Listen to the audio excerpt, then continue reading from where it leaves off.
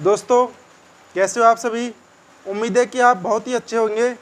तो दोस्तों आज मैं आपके लिए लेकर के आया हूँ रीट जो लेवल 1 रीट 2022 लेवल 1 23 जुलाई को जो पेपर हुआ था दोस्तों, मैं फटाफट दोस्तों कम से कम समय में आपको अधिक से अधिक क्वेश्चन करवाने की कोशिश करूंगा। दोस्तों ये दोस्तों शिफ्ट 1 का पेपर है। दोस्तों शिफ्ट 1 में जो लगा था 23 जुलाई को, उसका पेपर है लेवल 1 का दोस्तों। तो इसके अंदर दोस्तों मैंने आपको सब कुछ बताया दोस्तों, साइकोलॉजी के क्वेश्चन दोस्तों इसके अंदर वो क्वेश्चन है जो दोस्तों एग्जैक्ट जो पेपर में पूछे गए हैं। बिल्कुल दोस्तों आपको वीडियो में शुरू से लेकर के अंत तक जरूर बना रहना है।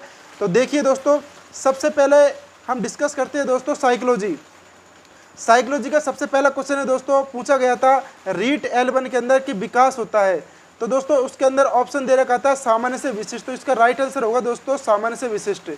नेक्स्ट क्वेश्चन है दोस्तों कि NCF नेशनल कैरिकुलम फ्रेमवर्क के 2005 के अनुसार अध्यापक की भूमिका क्या होती है। तो दोस्तों इसका राइट आंसर होगा सुविधादाता। जो सुविधादाता होता है दोस्तों NCF 2005 के अनुसार। सृजनात्मक संबंधित है दोस्तों, तो ऑप्शन के अंदर दोस्तों एक दे रखा था अपसारी चिंतन भी था, अभिसारी चिंतन भी था। तो इसका दोस्तों राइट जो आंसर होगा वो है अपसारी चिंतन। नेक्स्ट क्वेश्चन दोस्तों आपके सामने है कि अधिगम सिद्धांत से संबंधित नहीं है। अधिगम सिद्धांत से संबंधित कौन सा नहीं है दोस्तों, इसके ऑप्शन दे रखा था। तो BS ब्लू में दोस्तों ये अधिगम सिद्धांत से संबंधित नहीं था, इसके अंदर ऑप्शन में दे रखा था। ठीक है। नेक्स्ट क्वेश्चन है आपके सामने कि परिपक्वता और अनुभव के फलस्वरूप होता है। परिपक्वता और अनुभव के फलस्वरूप दोस्तों विकास होता है। अगर ऑप्शन के अंदर दोस्तों वृद्धि या विकास है तो दोनों हो जाएगा। इसका जो राइट आंसर जाएगा वो है विकास दोस्तों। नेक्स्ट क्वेश्चन आपके सामने दोस्तों कि प्रकृति और पोषण विवाह संबंधित किससे है। तो इसका राइट आंसर हो जाएगा दोस्तों आनुवांशिकता और पर्यावरण। ऑप्शन के अंदर यह था कि आनुवांशिकता और पर्यावरण क्या है, प्रकृति और पोषण का विवाह संबंधित हो जाएगा। सीखना व्यवहार में उत्तरोत्तर सामंजस्य की प्रक्रिया है। तो ये दोस्तों ये जो परिभाषा दी थी वो थी स्किनर ने। ठीक है, सीखना व्यवहार में उत्तरोत्तर सामंजस्य की प्रक्रिया है, ये परिभाषा स्किनर ने दी थी दोस्तों। नेक्स्ट क्वेश्चन आपके सामने है कि मिलान चिन्ह वाला क्वेश्चन आया था दोस्तों। मिलान चिन्ह वाला कि सेफेलोकॉडल था तो इसको मिलान करना था, प्रोक्सिमो डिस्टल था और अंतरवैयक्तिक था और अंतरवैयक्तिक था।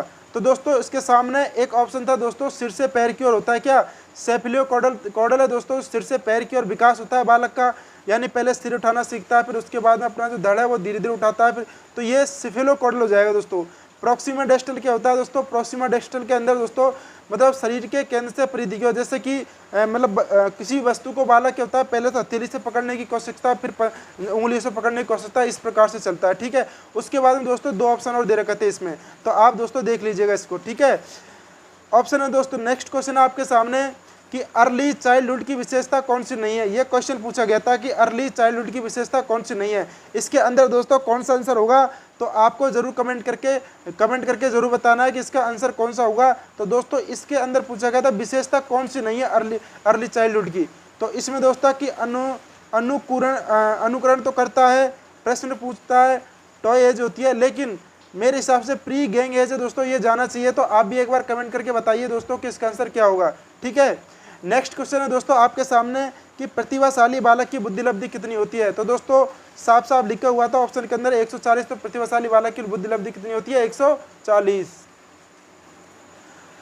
आगे चलते दोस्तों 11वें नंबर का क्वेश्चन देखते दोस्तों कि चिंतन कक्षा कक्ष में, यानी चिंतन है जो कक्षा कक्ष में होता है, इसमें दोस्तों ऑप्शन दे रखा था कि शिक्षक और विद्यार्थी के मध्य में अंतःक्रिया। तो दोस्तों इसका जो राइट आंसर है दोस्तों ये वाला जाएगा, शिक्षक और विद्यार्थी के मध्य में अंतःक्रिया। दोस्तों एक भी क्वेश्चन ऐसा नहीं है जो पूछा गया है उससे बाहर हो दोस्तों, बिल्कुल एज इट इज दोस्तों जो क्वेश्चन पूछा गया है बिल्कुल मैं आपको प्रोवाइड करवा रहा हूँ दोस्तों। ठीक है, वीडियो को दोस्तों आपसे निवेदन है कि वीडियो को ज़्यादा से ज़्यादा शेयर कर देना, और अगर आप हमारे YouTube चैनल पर नए हो तो प्लीज़ उसे लाइक और शेयर और सब्सक्राइब भी ज़रूर कर दीजिएगा दोस्तों। तो उम्मीद है कि आप शेयर ज़रूर कर देंगे। नेक्स्ट क्वेश्चन दोस्तों आपके सामने है कि एक बच्चा पठन, वर्तनी, सामाजिक विज्ञान और विज्ञान में कम अंक अर्जित करता है। दोस्तों एक बच्चा है जो पठन में है, वर्तनीय है, सामाजिक विज्ञान और विज्ञान में क्या करता है, कम अंक अर्जित करता है, और गणित में सबसे अधिक अंक अर्जित करता है दोस्तों। गणित में सबसे अधिक अंक अर्जित करता है, उसका लेखन कौशल अच्छा है। ठीक है, तो दोस्तों अगर पठन, वर्तनी और सामाजिक विज्ञान और विज्ञान में अगर कम अंक अर्जित कर रहा है दोस्तों तो इसे हम कहते हैं डिसलेक्सिया। डिसलेक्सिया का मतलब पठन संबंधी विकार। तो पठन संबंधी विकार दोस्तों उसके अंदर ऑप्शन था, तो इसका राइट आंसर ये हो जाएगा। नेक्स्ट क्वेश्चन दोस्तों आपके सामने है कि बुद्धि लब्धि का सूत्र विकसित किसने किया था। तो बुद्धि लब्धि का सूत्र विकसित किसने किया था दोस्तों, टर्मन ने इसका बुद्धि लब्धि का सूत्र है जो विकसित किया था। नेक्स्ट क्वेश्चन दोस्तों आपके सामने है दोस्तों कि दो के मध्य संघर्ष को क्या कहते हैं। यानी दो कोई चीज है दोस्तों, तो दो चीजों के मध्य में अगर कोई संघर्ष होता है तो उसे हम कहते हैं द्वंद्व। ऑप्शन में आया था दोस्तों द्वंद्व, तो उसे द्वंद्व कहते हैं। ठीक है, 15वें नंबर का क्वेश्चन करवाता हूं दोस्तों मैं आपको कि एक बालक है, उसकी जो आयु है वास्तविक आयु जो 16 वर्ष है और उसकी बुद्धि लब्धि के अंक दे रखा है 75 दोस्तों। ठीक है, तो उसकी मानसिक आयु पूछिए। तो आप आराम से दोस्तों निकाल सकते हैं कि बुद्धि लब्धि का सूत्र क्या होता है कि मानसिक आयु बटे वास्तविक आयु मल्टीपल बाई 100। तो इसका जो राइट आंसर हो जाएगा दोस्तों, उसका राइट आंसर हो जाएगा 12। तो 12 इसका राइट आंसर हो जाएगा दोस्तों। ठीक है, उसकी जो मानसिक आयु है 12 आ जाएगी। नेक्स्ट क्वेश्चन आपके सामने है दोस्तों कि व्यक्तित्व मापन की प्रेक्षण विधि कौन सी है। तो व्यक्तित्व मापन की प्रेक्षण विधि पूछी है, अप्रेक्षण विधि नहीं पूछी दोस्तों। तो प्रेक्षण विधि दोस्तों टेट यानी थेमेटिक एप्रेशन टेस्ट है जो मॉर्गन और मुर्रो ने दी थी 1935 के अंदर। तो ये टीएटी दोस्तों किसने दी थी, व्यक्तित्व मापन की प्रेक्षण विधि है दोस्तों, ये ऑप्शन में था, तो इसका राइट आंसर टीएटी हो जाएगा। नेक्स्ट क्वेश्चन है दोस्तों कि बाल केंद्रित पाठ्यक्रम आधारित है। एक क्वेश्चन पूछा गया था कि बाल केंद्रित जो पाठ्यक्रम है वो आधारित है। तो दोस्तों ये बालक के अकॉर्डिंग है दोस्तों, बालक आधारित होता है दोस्तों बाल केंद्रित पाठ्यक्रम। ठीक है, क्रियात्मक अनुसंधान, तो दोस्तों एक क्वेश्चन आया था क्रियात्मक अनुसंधान से क्वेश्चन पूछा गया था, तो उसके अंदर ऑप्शन दे रखा था। तो उसमें एक ऑप्शन दोस्तों समस्या का तत्काल समाधान, यानी क्रियात्मक अनुसंधान से जो विद्यालय के अंदर कोई भी टीचर अध्यापक या प्रबंधक है वो क्या करते हैं, मतलब समस्या का समाधान करते हैं। तो समस्या का तत्काल समाधान कौन किया जाता है, किससे, क्रियात्मक अनुसंधान से दोस्तों। ये क्वेश्चन आया था, उसके अंदर ऑप्शन 1 था, तो इसका राइट आंसर ये हो जाएगा। नेक्स्ट क्वेश्चन दोस्तों आपके सामने कि RTE 2009 राइट टू एजुकेशन 2009 के अनुसार अध्यापक के कार्य घंटे यानी कार्य घंटे कितने होते हैं प्रति सप्ताह, यानी एक सप्ताह के अंदर कितने घंटे मतलब कार्य होते हैं RTE 2009 के अनुसार। तो दोस्तों 45 घंटे बात करते हैं तो प्राथमिक विद्यालय के अंदर दोस्तों 1 से लेकर 5वीं क्लास तक के उसमें हो जाएगा दोस्तों 45 घंटे, और 6 से लेकर 8 तक है दोस्तों उच्च प्राथमिक के अंदर वो है 48 घंटे हो जाएगा। तो ऑप्शन दोस्तों ऑप्शन दे रखा था 45 घंटे, तो क्या हो जाएगा इसका राइट आंसर 45 घंटे हो जाएगा। ठीक है दोस्तों, नेक्स्ट क्वेश्चन पूछा गया था साइकोलॉजी में कि बुद्धि का प्रतिदर्श सिद्धांत किसने दिया था। दोस्तों प्रतिदर्श जो सिद्धांत है वो थॉमसन ने दिया था। ठीक है, नेक्स्ट क्वेश्चन है दोस्तों कि एक क्वेश्चन पूछा गया था दोस्तों अभिप्रेरणा से यानी मोटिवेशन से पूछा गया था कि आंतरिक अभिप्रेरणा के अकॉर्डिंग एक क्वेश्चन पूछा गया था दोस्तों। ठीक है, तो इसका थोड़ा आइडिया नहीं है दोस्तों, तो इसमें से मतलब आंतरिक अभिप्रेरणा उससे संबंधित कोई क्वेश्चन पूछा गया था, काफी लेंथी क्वेश्चन था। ठीक है, अधिगम स्थानांतरण यानी अधिगम जो स्थानांतरण उससे क्वेश्चन पूछा गया था दोस्तों साइकोलॉजी के अंदर। ठीक है, प्रतिभाशाली बच्चे की विशेषता क्या है दोस्तों, इसके अंदर ऑप्शन दे रखे थे दोस्तों, मतलब 4 ऑप्शन दे रखे थे, उनमें से हमको एक छांटना था कि प्रतिभाशाली बच्चे हैं उनकी विशेषता कौन सी है। तो दोस्तों प्रतिभाशाली बच्चे की विशेषता कौन सी है, तो इस प्रकार का क्वेश्चन आया था एक। ठीक है, नेक्स्ट क्वेश्चन दोस्तों कि समायोजन से संबंधित यानी पूछा था कि समायोजन की विशेषता कौन सी है। तो 4 ऑप्शन दे रखे थे, एक क्वेश्चन राइट करना था अपन को। ठीक है, एक पूछा था दोस्तों उपलब्धि परीक्षण के पद पूछे थे। तो इस प्रकार से दोस्तों उपलब्धि परीक्षण के पद दोस्तों मैक्सिमम क्वेश्चन मैंने साइकोलॉजी के अंदर आपको करवा दिए हैं, तो लगभग 25 क्वेश्चन के आसपास मैंने करवा दिया। ठीक है दोस्तों, और कुछ शिक्षण विधि के थे। अब नेक्स्ट दोस्तों मैं करवाता हूँ आपको हिंदी का। ठीक है दोस्तों, हिंदी के अंदर आते हैं दोस्तों सबसे पहला क्वेश्चन पूछा गया था रीट L1 के अंदर कि रचना के आधार पर वाक्य का प्रकार है। तो रचना के आधार पर दोस्तों उसके अंदर पूछा था कृतिवाच्य दे रखा था और कर्मवाच्य दे रखा था, भाववाच्य दे रखा था, और एक ऑप्शन दे रखा था संयुक्त वाच्य। तो रचना के आधार पर दोस्तों इसका राइट आंसर हो जाएगा संयुक्त वाक्य। ठीक है, डाक के 3 पात क्या है, लोकोक्ति है, उसका लोकोक्ति क्या होगी, सदैव एक जैसा रहना, मतलब सदैव एक जैसा बना रहना। ठीक है, नेक्स्ट क्वेश्चन है दोस्तों कि मस्तिष्क यंत्र जो संगणक होता है, कंप्यूटर दोस्तों मस्तिष्क यंत्र होता है, संगणक किस प्रकार का साधन है। तो दोस्तों ये है श्रव्य दृश्य दोनों यानी श्रव्य दृश्य साधन है। भाषा कौशल का तृतीय कौशल कौन सा है, आपको पता है दोस्तों भाषा कौशल कितने होते हैं, 4 होते हैं, LSRW। तो LSR यानी रीडिंग यानी पढ़ना दोस्तों, यानी पढ़ना क्या होता है, इसका तृतीय कौशल हो जाएगा दोस्तों। ठीक है, उसके बाद है विरोध का विलोम क्या होगा, विरोध का विलोम पूछा है तो विरोध का विलोम हो जाएगा दोस्तों समर्थक, इसका ऑप्शन था समर्थक आ जाएगा। विष का पर्यायवाची क्या होता है? विष का पर्यायवाची होता है दोस्तों गरल, ठीक है, विष का पर्यायवाची गरल होता है। और एक दोस्तों एक क्वेश्चन पूछा गया था मनोदशा, अब इसमें ये कंफर्म पता नहीं चला है मेरे को कि मनोदशा के अंदर समास पूछा है कि कौन सा समास है, ये फिर संधि पूछी है।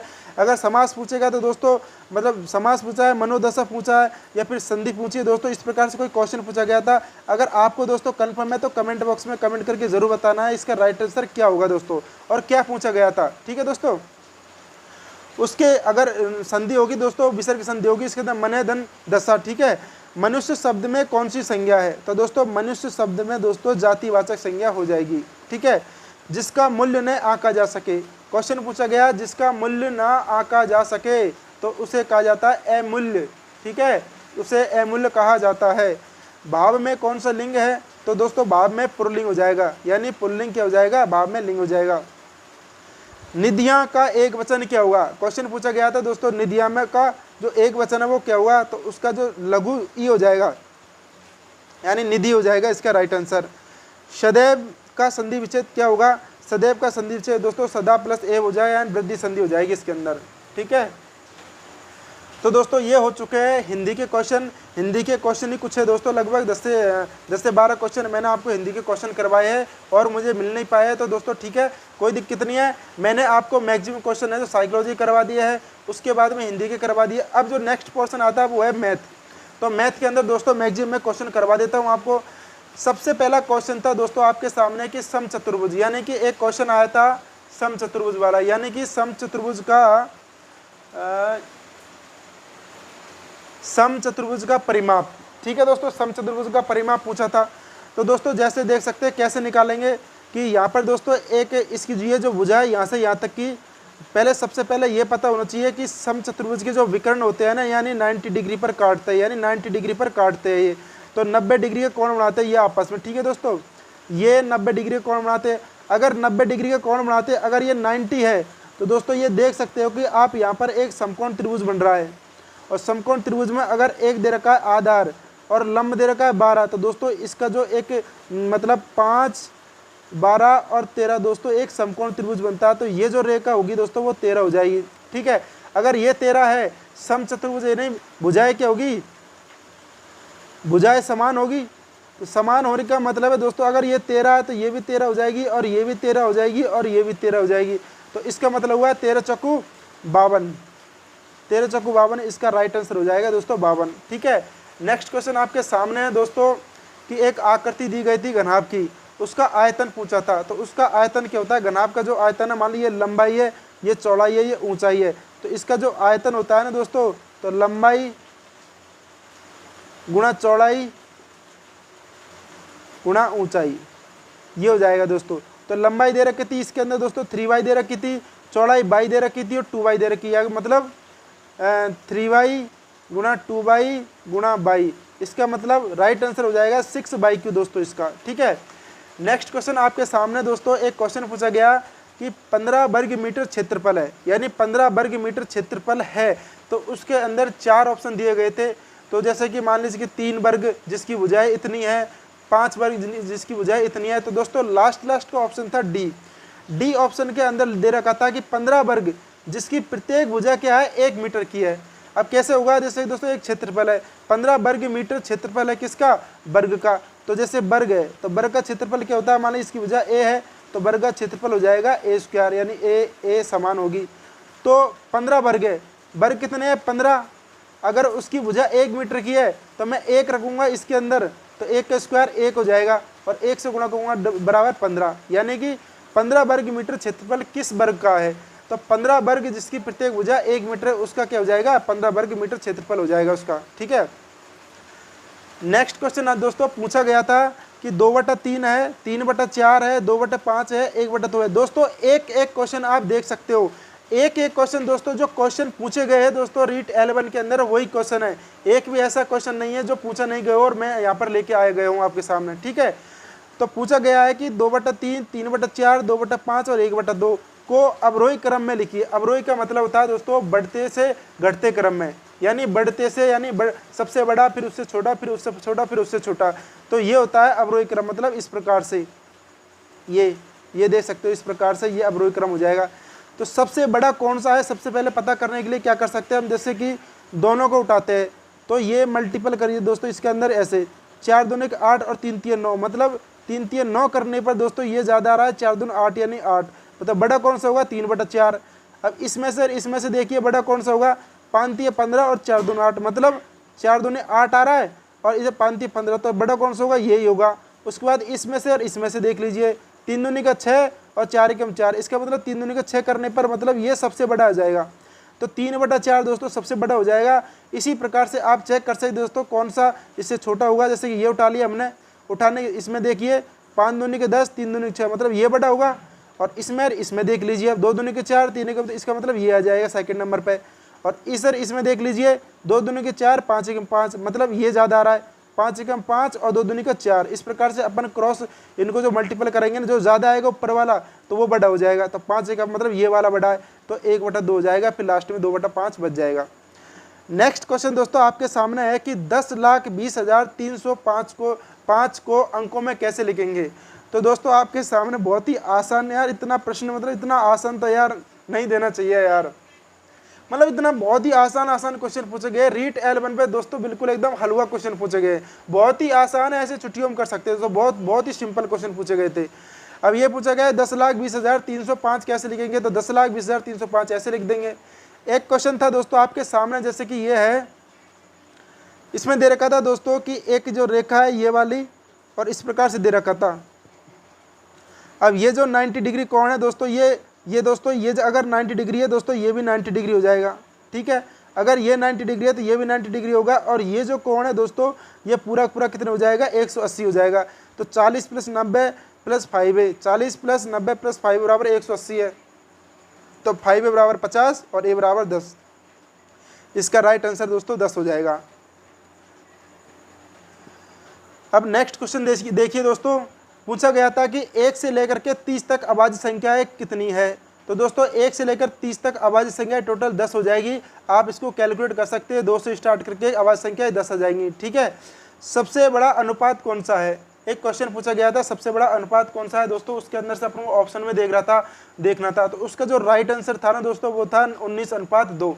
ये सबसे बड़ा अनुपात था दोस्तों। इसका जो आंसर हो जाएगा दोस्तों, तो ये जाएगा 9 दूनी 18, यानी 19:2 था, तो 9.5 जाएगा इसका, ठीक है।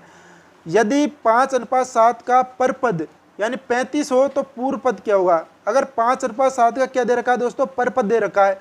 पर पद का मतलब होता है बाद वाला पद, और पूर्व पद यानी पहले वाला पद। यानी 7 की वैल्यू दे रखी है हमको कितनी, 35, तो 1 की वैल्यू कितनी होगी, 7 बिंजो मतलब 5, तो अपन को पूर्व पद चाहिए, पूर्व पद यानी 5 की वैल्यू चाहिए, मल्टीपल बाई 5 बराबर यानी 25, तो इसका राइट आंसर आ जाएगा 25, ठीक है दोस्तों। नेक्स्ट क्वेश्चन आपके सामने एक मतलब रिलेशन से पूछा गया कि अगर आपके पिता के साले यानी आपके मामा साले की माँ यानी मेरी नानी हो जाएगी दोस्तों। साले की माँ क्या हो जाएगी दोस्तों, मेरी नानी हो जाएगी, यानी साले की माँ नानी हो जाएगी। इसका राइट आंसर बहुत सिंपल है दोस्तों। एक क्वेश्चन मतलब साधारण ब्याज से पूछा गया था। क्या क्वेश्चन था दोस्तों कि मूलधन दे रखा था 3000, कितना दे रखा था, 3000 मूलधन दे रखा था, और साधारण ब्याज 11% दे रखी थी, और वर्ष 2 वर्ष दे रखा था। मिश्रधन पूछा था। मिश्रधन का मतलब होता है, मतलब 11 दूनी के 22% ब्याज है, और मतलब 22% ब्याज है, मतलब 112 हो जाएगा, 112/100। इसको मल्टीपल करोगे दोस्तों 3660 आंसर आ जाएगा। नेक्स्ट क्वेश्चन दोस्तों 12वां है आपके सामने कि ये भी क्वेश्चन दोस्तों साधारण ब्याजों का अंतर पूछा था, यानी कि हमको मूलधन दे रखा था, दर दे रखी थी, तो 2 वर्ष और 3 वर्ष के साधारण ब्याजों का अंतर कितना होगा दोस्तों। इसका जो राइट आंसर जाएगा वो 168 जाएगा। मतलब 2 वर्ष और 3 वर्ष के साधारण ब्याज का अंतर बता रहा, मतलब 1 वर्ष का ब्याज चाहिए, कितना, 1 वर्ष का ब्याज चाहिए, तो 2100, तो 1 वर्ष का ब्याज मतलब 8 एकम 8%, तो 8 एकम 8, 8 दूनी के 16, यानी कि 168 आंसर आ जाएगा।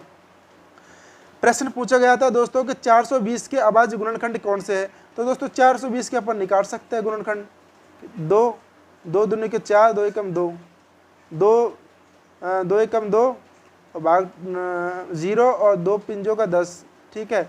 उसके बाद में कटेगा 3 से, 3 तिया का 9 और 3 पिंजों 15, 3 से काट लो, 3 से नहीं कटेगा, 5 से कट जाएगा, ठीक है। तो 5 7 35 और 7 से एक बार कट जाएगा, ठीक है। तो 2 गुणा 2 3 गुणा 5 गुणा 7, तो 2 गुणा 2 3 गुणा फिर 5 गुणा 7 हो जाएगा। तो इसका राइट आंसर दोस्तों ऑप्शन के अंदर दे रखा था। इसी प्रकार से कि अभाज्य गुणनखंड क्या होंगे, तो ये दे रखा था, ऑप्शन नंबर यही चला जाएगा, ठीक है। दो संख्याओं का एलसीएम 60 है दोस्तों। अगर दो संख्याओं का एलसीएम 60 दे रखा है और एचसीएफ 5 दे रखा है, तो पूछा था दोस्तों कि वो संख्याएं कौन कौन सी है। तो जैसे कि दोस्तों मान लीजिए अगर एचसीएफ 5 दे रखा है, तो 5CF का मतलब उसमें कॉमन कौन सा है, तो कॉमन मान लीजिए 5 था। तो अगर मान लीजिए वो संख्या 5x और 5y थी और उसका एलसीएम निकालते, एलसीएम क्या होगा इसका 5xy एलसीएम हो जाएगा, और ये 60 दे रखा है, तो x गुणा y बराबर कितना हो गया 12। अब इसका मल्टीपल करते हैं तो दोस्तों एक तरह से मतलब x गुणा y बराबर मतलब 3 गुणा 4 आएगा इसका, 4 3 12। अब आज गुणनखंड कर दिया 3/3 गुणा 4 हो गया। अब 3 गुणा 4 हो गया तो दोस्तों x और y है, तो इसमें 3 गुणा 4 का ऑप्शन अकॉर्डिंग चेक कर सकते हैं, ऐसी कोई बात नहीं। ऑप्शन अकॉर्डिंग चेक करोगे तो 15 और 20 इसका राइट आंसर आ जाएगा। तो इसमें देख लीजिए दोस्तों कि x गुणा y दे रखा है, तो अगर 2 से गुणा करते हैं 3 दूनी 6 और 4 दूनी 8 आएगा। अगर 3 से मल्टीपल करते हैं 3 तिया 9 आएगा, या फिर 4 तिया 3 6 12 आएगा, या फिर 4 से करते हैं तो 4 तिया 12 आएगा, और या फिर 4 6 16 आएगा, या फिर 5 से करते हैं 5 तिया 15 और 5 6 20। तो दोस्तों इसका जो राइट आंसर था ना ऑप्शन के अंदर, तो 15 गुणा 20 दे रखा था, तो इसका राइट आंसर ये हो जाएगा। नेक्स्ट क्वेश्चन मैथ का पूछा गया था दोस्तों कि 20 आदमी किसी काम को 4 दिन में कर सकते हैं, यानी कि 20 आदमी है किसी काम को 4 दिन में कर सकते हैं, मतलब एक काम को। तो पूछा है कि 10 आदमी यानी 10 आदमी उसी काम को कितने दिन में करेंगे, मतलब एक काम को। तो 10 दूनी का 20, तो x बराबर दोस्तों 8 आ जाएगा इसका राइट आंसर, यानी कि 10 आदमी उस काम को 8 दिन के अंदर कर देंगे। नेक्स्ट क्वेश्चन पूछा गया है कि 3 संख्याओं का औसत 40 है, यानी 3 संख्याओं को औसत 40 है, टोटल कितनी हो गया 4 तिया 12 यानी 120 है। और 2 संख्याओं का औसत कितना है 38 है, तो 38 गुणा 2 यानी 8 दूनी का 16 और 76, तो घटा दो 4 और 7 और 4 11, तो मतलब 44 का राइट आंसर आ जाएगा। एक क्वेश्चन पूछा गया था दोस्तों प्रॉफिट लॉस से। प्रॉफिट लॉस से ये था कि अपन को क्रय मूल्य दे रखा था और प्रॉफिट दे रखा था कि 12% का प्रॉफिट हुआ है, तो सीधे अपन को एसपी पे जाना है। दोस्तों 3 चीज़ होती है, एक तो सीपी होती है, एक एमआरपी होती है और एक एसपी होती है। अगर आपको सीपी से एमआरपी जाना है तो दोस्तों आपको क्या करना है, वृद्धि और जो कमी है ना वो ऊपर रखनी है और नीचे क्या रखना है 100 रखना है। अगर आपको एमआरपी से सीपी वापस आना है तो ऊपर 100 रखना है और नीचे जो वृद्धि और कमी मतलब लॉस या प्रॉफिट जो हानि और लाभ हो रहा है वो रखना है। अगर एमआरपी से आपको एसपी पे जाना है जो भी आपको, तो वही करना है आपको। एमआरपी से अगर मान लीजिए छूट दे रखी है तो छूट कितनी है बटे 100 लिखना है आपको नीचे। तो ये क्या पूछ रहा है कि सीपी दे रखा है मतलब कितना 1800, हमको आगे जाना है मतलब एसपी पे जाना है और प्रॉफिट हो रहा है 12% का, तो मल्टीपल बाई 112/100 कर दीजिए। तो इसको मल्टीपल करने पर दोस्तों आपके सामने आंसर जाएगा 2016, आंसर इसका राइट आंसर जाएगा एसपी का। अगर आपको एसपी से वापस आना है सीपी पर तो आपको ऊपर रखना है 100 और नीचे की तरफ रखना है क्या प्रॉफिट और लॉस जितना हुआ है उतना रखना है आपको, ठीक है। 18 क्वेश्चन दोस्तों हो चुके हैं। अब नेक्स्ट क्वेश्चन है दोस्तों 19वें नंबर का। दोस्तों मैथ के सारे ऐसे क्वेश्चन हैं जो बिल्कुल पूछे गए दोस्तों। एक क्वेश्चन दोस्तों एक भी क्वेश्चन बाहर नहीं है बिल्कुल भी। अब दोस्तों दे रखा है एसपी दे रखा है 329। मैंने बोला अगर सीपी पे जाना है एसपी से वापस सीपी पे जाना है तो आपको ऊपर रखना है 100 और नीचे की तरफ रखना है क्या लाभ और हानि। हानि कितनी हो रही है 6% की, 6% की हानि है तो 100 में से कितना घटा दो 6 घटा दो 94। जैसे इसको सॉल्व करेंगे दोस्तों आपके सामने 350 आंसर आ जाएगा, ठीक है। किसका स्थानीय मान 500 नहीं हो सकता, तो दोस्तों ऑप्शन दे रखे थे उसमें 4 ऑप्शन दे रखे थे, लेकिन 500 स्थानीय मान मतलब 500 नहीं हो सकता मतलब, तो 500 कौन सा नहीं हो सकता। तो 3 ऑप्शन में ऐसा था कि 5 यहाँ था फिर 5 यहाँ आगे था, तो 5 कहीं दूसरी जगह था शुरू में था। तो जैसे मान सकते कोई संख्या यहाँ थी तो 5 यहाँ थी फिर 0 0 0 मान के चलिए। एक ऑप्शन में दे रखा था मान लीजिए एक ऑप्शन यहाँ था फिर एक ऑप्शन यहाँ था और 105 यहाँ दे रखा 0 यहाँ दे रखा। एक ऑप्शन में क्या दे रखा 5 यहाँ दे रखा फिर 0 0 कुछ लगा रखा। तो इसका जो राइट आंसर होगा दोस्तों ये जाएगा, यानी कि 500 नहीं हो सकता। तो 500 इसमें नहीं हो सकता, इसमें नहीं हो सकता और इसमें नहीं हो सकता। 500 होगा जो 1 2 तीसरे नंबर पे क्या होगा 5 होगा, ठीक है। अब नेक्स्ट क्वेश्चन है दोस्तों 21वां नंबर है दोस्तों। 21 क्वेश्चन दोस्तों मैं मैथ के ला चुका हूं दोस्तों, और काफ़ी आसान क्वेश्चन है दोस्तों, कोई टफ नहीं है, बहुत ही आसान है यार, बहुत ही सिंपल पूछा गया है दोस्तों L1 के अंदर। तो इसने पूछा है कि 2, 5, 7, 8 के अंकों से बनने वाली न्यूनतम संख्या। तो न्यूनतम संख्या कौन सी होगी दोस्तों?